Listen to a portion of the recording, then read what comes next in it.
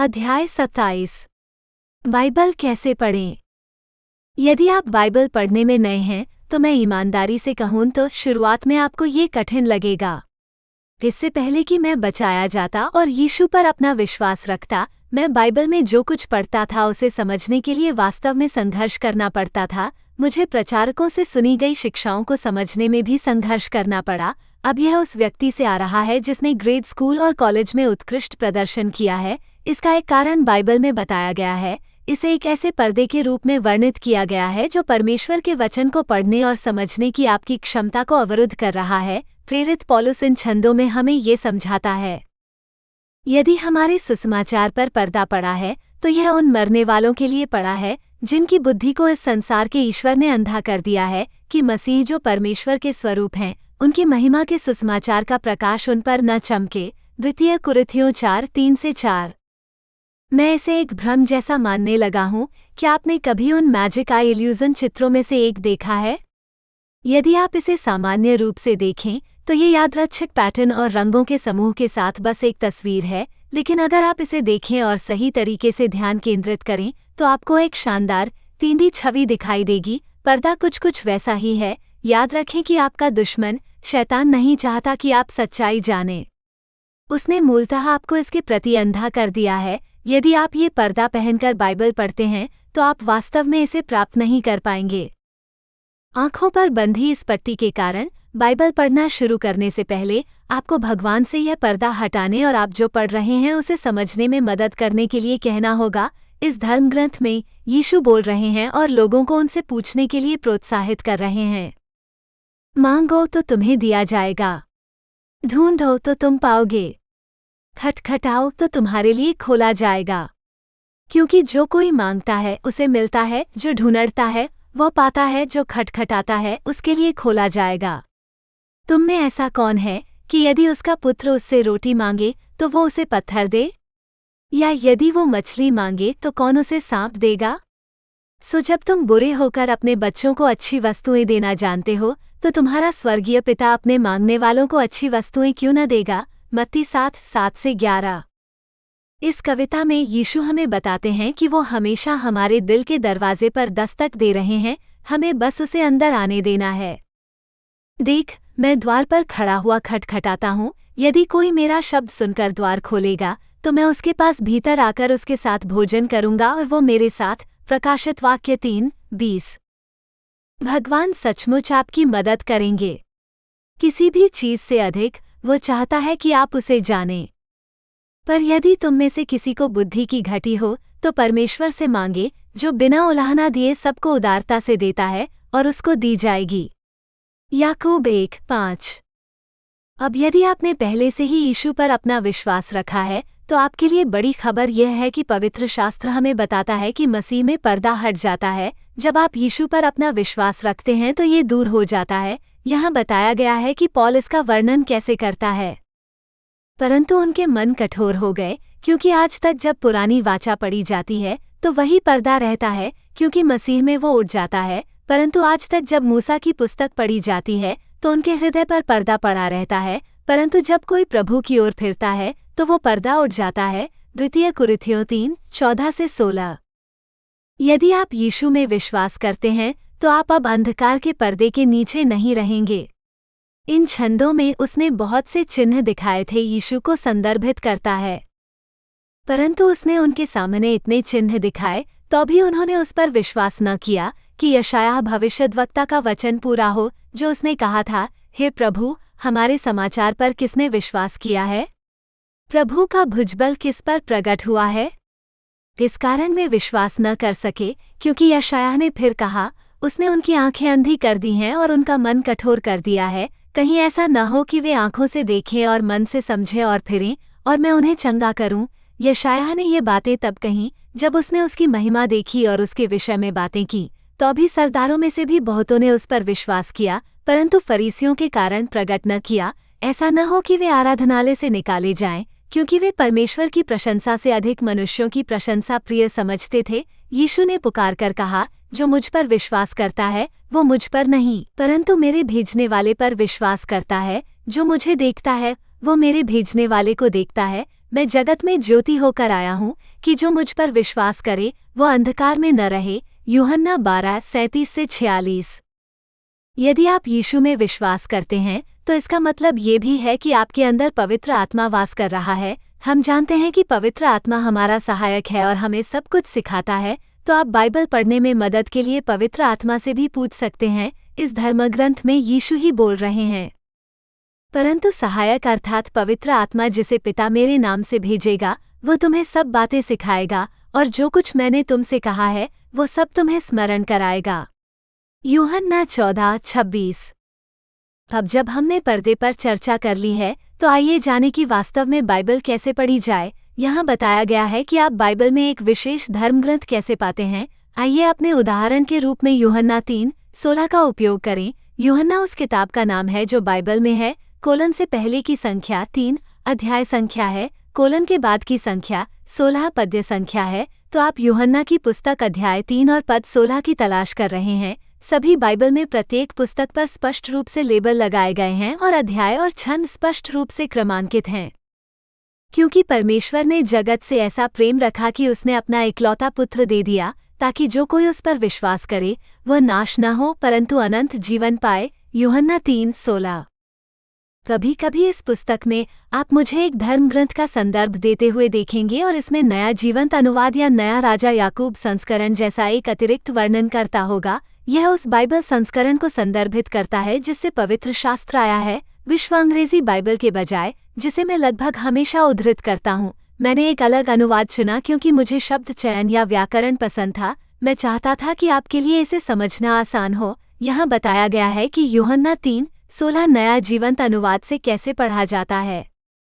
क्योंकि परमेश्वर ने जगत से ऐसा प्रेम रखा कि उसने अपना इकलौता पुत्र दे दिया ताकि जो कोई उस पर विश्वास करे वह नाश न हो परंतु अनंत जीवन पाए। यूहन्ना 3:16 नया जीवंत अनुवाद। बाइबल की पुस्तकें उस ढंग से व्यवस्थित नहीं हैं जो तार्किक प्रतीत होती है। वे वर्णानुक्रम में नहीं हैं और वे घटनाओं के घटित होने पर कालानुक्रमिक रूप से भी आधारित नहीं हैं। इसके बजाय उन्हें मुख्य रूप से उनके साहित्य के प्रकार के अनुसार क्रमबद्ध किया जाता है। पहली 5 पुस्तकें मूसा द्वारा लिखी गईं, अगली 12 पुस्तकें ऐतिहासिक हैं, फिर 5 पुस्तकें हैं जो काव्यात्मक हैं और पुराने नियम की अंतिम 17 पुस्तकें भविष्यसूचक मानी जाती हैं। नए नियम में सबसे पहले सुसमाचार और ऐतिहासिक पुस्तकें हैं, उसके बाद प्रेरित पौल की रचनाएं हैं और यह अन्य लेखकों की कुछ पुस्तकों के साथ समाप्त होती है। कई बाइबलों में बाइबल के आगे या पीछे पढ़ने की योजनाएं शामिल होती हैं। ये आपको बाइबल को उस क्रम में पढ़ने में मदद कर सकते हैं जो आपके लिए समझ में आता है। उदाहरण के लिए कालानुक्रमिक रूप से आप लोकप्रिय बाइबल ऐप्स और बाइबल पढ़ने वाली वेबसाइटों पर भी पढ़ने की योजनाएं पा सकते हैं। इस तरह के संसाधनों की सूची के लिए आप मेरी वेबसाइट rapture911.com देख सकते हैं। मैं सुझाव देता हूं कि बाइबल में अपनी यात्रा नए नियम की 4 सुसमाचार पुस्तकों को पढ़कर शुरू करें। तो ये मत्ती, मार्क, लूका और यूहन्ना की किताबें हैं। यूहन्ना मेरा पसंदीदा है, इसलिए मैं आपको उसी से शुरुआत करने के लिए प्रोत्साहित करूंगा। लूका मेरी अगली पसंद होगी क्योंकि इसे पढ़ना और समझना आसान है। वास्तव में यीशु के बारे में बनाई गई कई फिल्में लूका की किताब के पाठ का अनुसरण करती हैं। आपको यहाँ से शुरुआत इसलिए करनी चाहिए क्योंकि सबसे पहले और सबसे महत्वपूर्ण बात यह है कि आपको यीशु को जानना होगा। जीवन में एकमात्र निर्णय जो मायने रखता है वो ये है कि आप कहते हैं कि यीशु कौन है। वे सुसमाचार पुस्तकें यीशु के जन्म, जीवन, मृत्यु और पुनरुत्थान का विवरण हैं। आप समझ जाएंगे कि यीशु आपसे कितना प्यार करता है और वो आपको आपके पापों से बचाने के लिए मर गया। इसे पढ़ने के बाद आप जिस पर विश्वास करते हैं उस पर निर्णय लेने के लिए पूरी तरह से सक्षम होंगे। सुसमाचार की किताबें पढ़ने के बाद ये वास्तव में आपकी पसंद है कि आगे क्या पढ़ना है। पवित्र आत्मा को आपका मार्गदर्शन करने दीजिए। आप नए नियम की शेष पुस्तकों को पढ़ना समाप्त कर सकते हैं या आप शुरुआत में जाकर उत्पत्ति से शुरू करके पूरे पुराने नियम को पढ़ना चुन सकते हैं। जब आपका सामना किसी ऐसे पद से हो जिसे समझना कठिन हो तो पहले प्रार्थना करें और पवित्र आत्मा से उसे समझने में मदद करने के लिए कहें, फिर कविता को दूसरे अनुवाद में पढ़ें। बाइबल ऐप इसके लिए बहुत अच्छा है क्योंकि आप आमतौर पर 2 अनुवाद एक साथ दिखा सकते हैं। उदाहरण के लिए आप नया राजा याकूब संस्करण और नया जीवंत अनुवाद संस्करण को साथ साथ रख सकते हैं। ये छोटी सी युक्ति आपको बाइबल को समझने में बहुत मदद करेगी। कभी कभी यह विशिष्ट शब्दांकन या वाक्य संरचना है जिस पर हम अटक जाते हैं और इसे थोड़ा अलग शब्दों में या व्यवस्थित रूप से देखने से बहुत फर्क पड़ता है। जब मैंने पहली बार बाइबल पढ़ना और ईश्वर और यीशु के बारे में सीखना शुरू किया तो मेरे मन में बहुत सारे सवाल थे। मुझे ऐसे शास्त्र पढ़ना पसंद आया जो मेरे सवालों के जवाब देते थे। अधिकांश बाइबलों के पीछे एक अनुक्रमणिका होती है, इसे समनुरूपता कहा जाता है। आप इसका उपयोग किसी विषय पर आधारित धर्म ग्रंथों को देखने के लिए कर सकते हैं। मान लीजिए कि आपने प्रेम के बारे में एक धर्म ग्रंथ पढ़ा है और बेहतर ढंग से समझना चाहते हैं कि वास्तव में प्रेम का क्या अर्थ है। खैर, उस सूचकांक पर जाएं और शब्द को देखें, प्यार।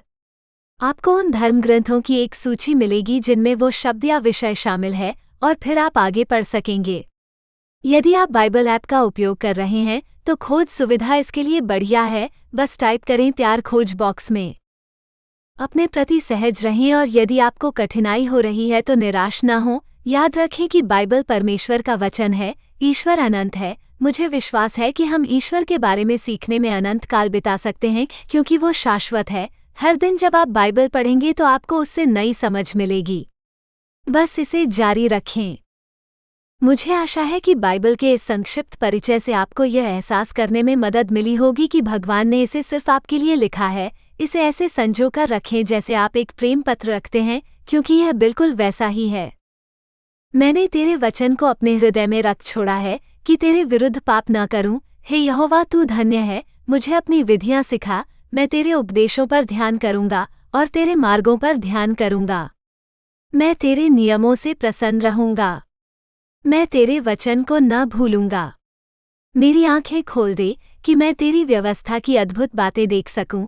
भजन संहिता 119, 11 से 12, 15 से 16, 18। 27.1 बाइबल अनुवाद। चूंकि बाइबल के बहुत सारे अनुवाद और संस्करण उपलब्ध हैं, आप कैसे जानेंगे कि आपको कौन सा पढ़ना चाहिए? बाइबल का अंग्रेजी में पहला अनुवाद 8वीं शताब्दी ईस्वी में बताया गया है। हमारे पास अंग्रेजी बाइबल ग्रंथों की सबसे प्रारंभिक प्रतियां 10वीं शताब्दी ईस्वी की हैं। संपूर्ण बाइबल का पहला प्रमुख अंग्रेजी अनुवाद यूहन्ना विक्लिफ द्वारा 14वीं शताब्दी ईस्वी में किया गया था। उनका अनुवाद बाइबल के लैटिन वल्गेट संस्करण पर आधारित था।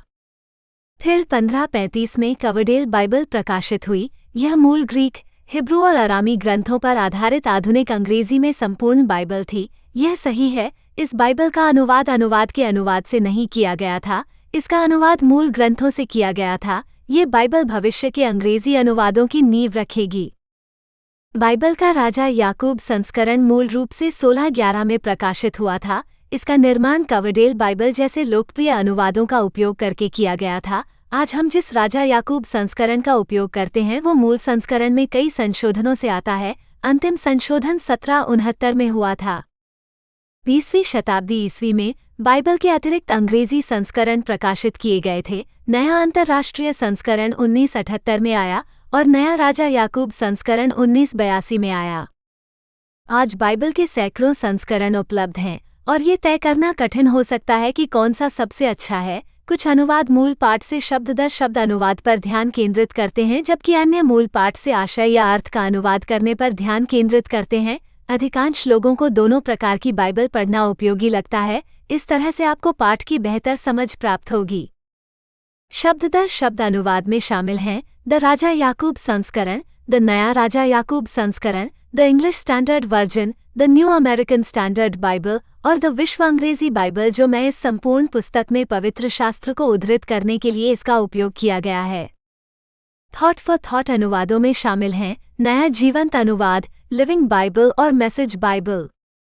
यदि आप ऐसा संस्करण पढ़ना चाहते हैं जो बीच में कहीं है तो नया अंतर्राष्ट्रीय संस्करण आजमाएं। ऐसे अनुवादों से बचें जिनका उद्देश्य स्पष्ट रूप से परमेश्वर के वचन को बदलना है। ये राक्षसी रूप से प्रेरित हैं क्योंकि ये परमेश्वर के वचन को बदलते और तोड़ मरोड़ते हैं, जिससे आपको धोखा मिलता है। इनमें शामिल हैं बाइबल जिसने भगवान के लिए सभी पुरुष सर्वनामों को महिला या लिंग तटस्थ सर्वनाम से बदल दिया है। बाइबल जो उन पुस्तकों में से किसी भी किताब या धर्मग्रंथ को हटा देती है जिन्हें मैंने पहले बाइबल से संबंधित के रूप में सूचीबद्ध किया था। बाइबल जो पापूर्ण व्यवहार को क्षमा करती है। बाइबल जो राजनीतिक रूप से सही होने के लिए दोबारा शब्द लिखे गए हैं। बाइबल जिसमें यीशु के शब्द शामिल नहीं हैं और बाइबल जिसमें अतिरिक्त किताबें शामिल हैं जिन्हें पवित्र शास्त्र नहीं माना जाता है। मैं व्यक्तिगत रूप से नया राजा याकूब संस्करण और नया जीवंत अनुवाद संस्करण सबसे अधिक पढ़ता हूँ।